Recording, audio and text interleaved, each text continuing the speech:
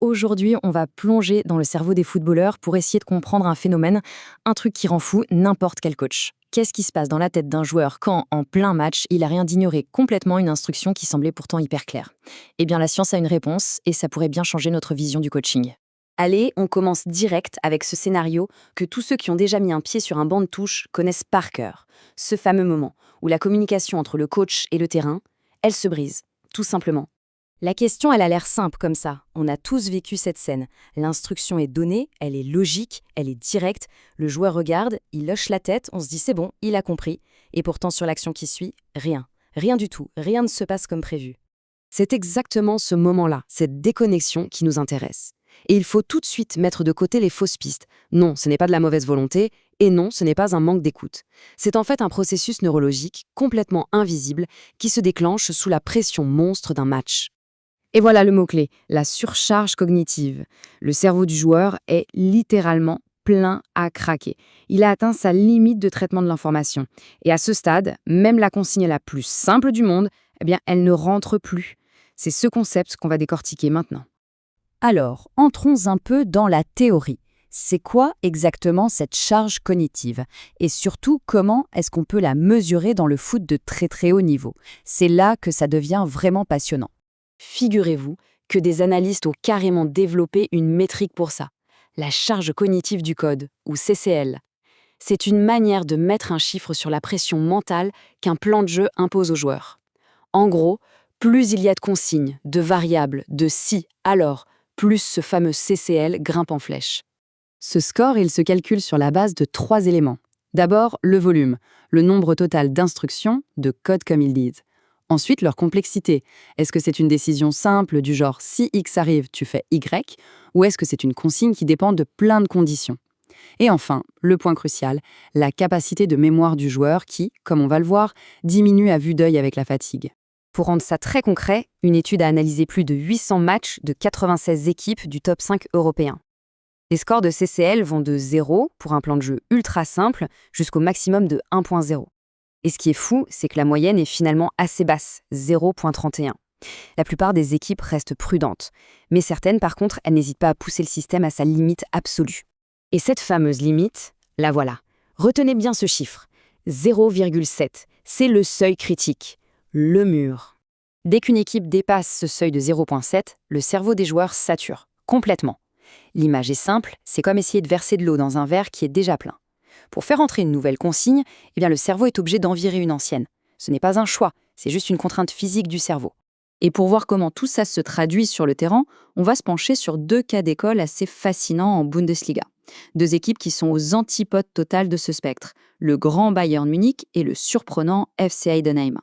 D'un côté, on a le Bayern, CCL à 1.0, le maximum absolu. Leur jeu, c'est une sorte de chef-d'œuvre de complexité, bourré d'instructions, d'ajustements, de déclencheurs. Et à l'opposé total, Heidenheim, CCL à 0.0. Leur philosophie est volontairement minimaliste, très peu de consignes, mais une clarté absolue. Et maintenant, attention, c'est là que ça devient dingue. Voilà le chiffre qui défie toute logique. Malgré ces 2 approches radicalement opposées, leur taux de mise en application des consignes est quasiment le même, près de 100% pour le Bayern et un incroyable 97% pour Heidenheim. Mais comment c'est possible? La clé de cette énigme, en fait, elle se trouve peut-être chez une autre équipe. Une équipe qui a trouvé un équilibre presque parfait. On va parler de la leçon d'Arsenal. Une leçon de rentabilité, de rapport coût-bénéfice, mais appliquée à la tactique. Parce que voilà, la conclusion la plus importante et la plus contre-intuitive de toute cette analyse. Contrairement à ce qu'on pourrait croire, empiler de la complexité tactique n'est absolument pas une garantie de succès. Il n'y a aucune, mais alors aucune corrélation positive prouvée entre un CCL élevé et les résultats d'une équipe. Regardez ce graphique, c'est hyper parlant. Le Bayern, il atteint un taux d'exécution de 100% avec une charge cognitive maximale. Ok, mais Arsenal, il atteint exactement le même taux de 100% avec une charge cognitive bien plus faible. Le résultat sur le terrain est le même, mais le coût mental pour les joueurs d'Arsenal est infiniment plus bas. C'est ça la vraie efficacité.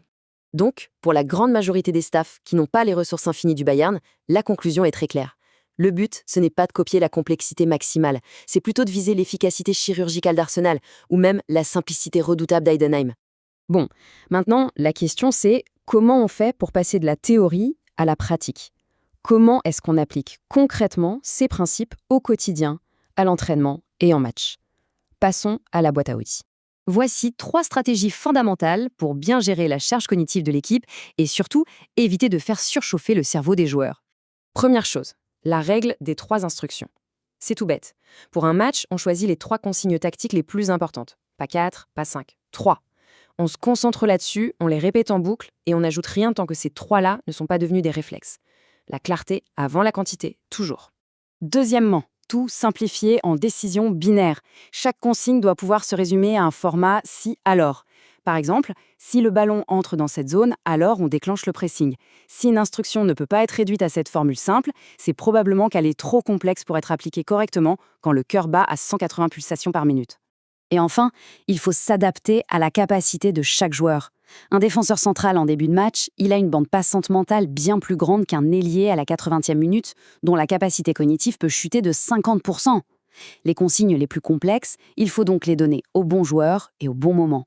Tout ça nous amène à une question finale, et c'est peut-être la plus importante de toutes.